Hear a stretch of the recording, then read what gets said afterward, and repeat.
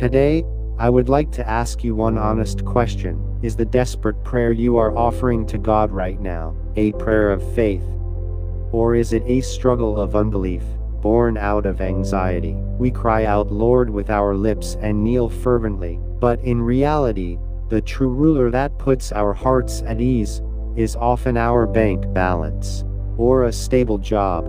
If our eyes are constantly searching for visible collateral, even while praying, that is not trust. Perhaps it is a desperate struggle to use God as a means to suppress our own anxieties. Today, through the history of Israel who abandoned the invisible God and chose visible security, we will confront the raw reality of our prayers. In 1 Samuel chapter 8, the people of Israel come to an aging Samuel and demand, "Appoint a king to lead us, such as all the other nations have." In truth, this demand was not just a simple political change. God defined this act as, "They have rejected me as their king." There were two reasons for this. First, what they desired was not to be set apart as God's holy people, but to be like all the other nations. Second, rather than the protection of an invisible God, they trusted more in a powerful human monarch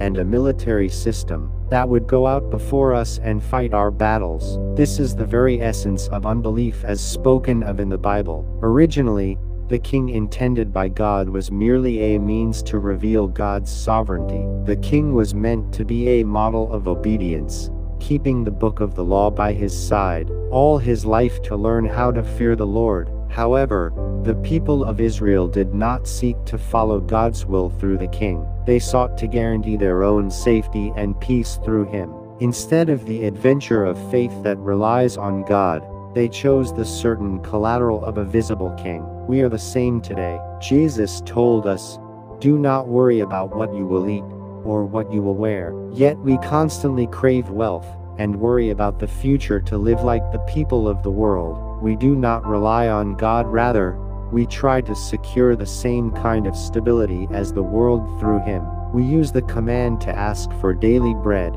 as an excuse to constantly demand more to eat and drink. But God, who sees our hearts, knows whether it is a prayer of faith or a struggle of unbelief.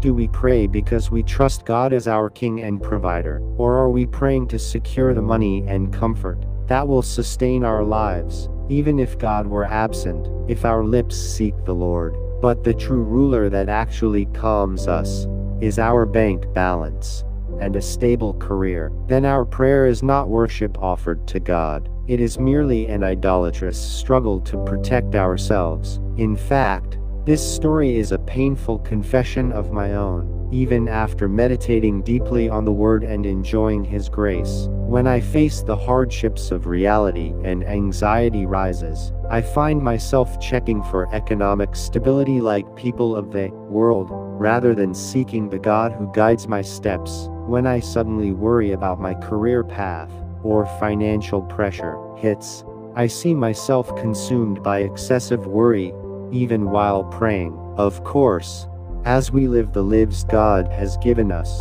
we must do our best to think and wrestle with our circumstances. But if we are gaining more comfort from a bank balance or economic stability than from the God who is with us, that will never be something that pleases Him.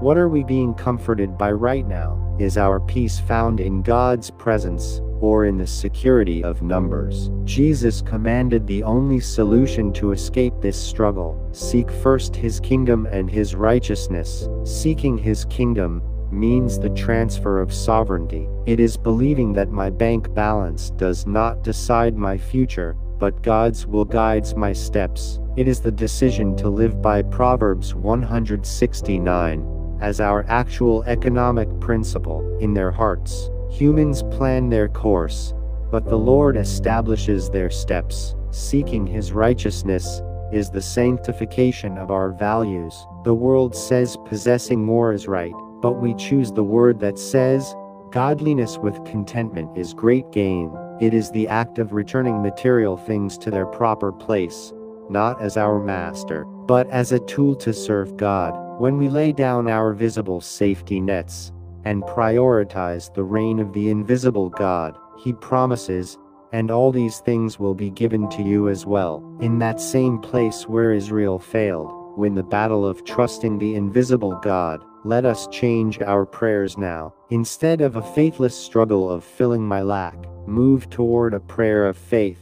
Lord, reign over my life. Then, the peace of God, which transcends all understanding, will guard your hearts and your minds.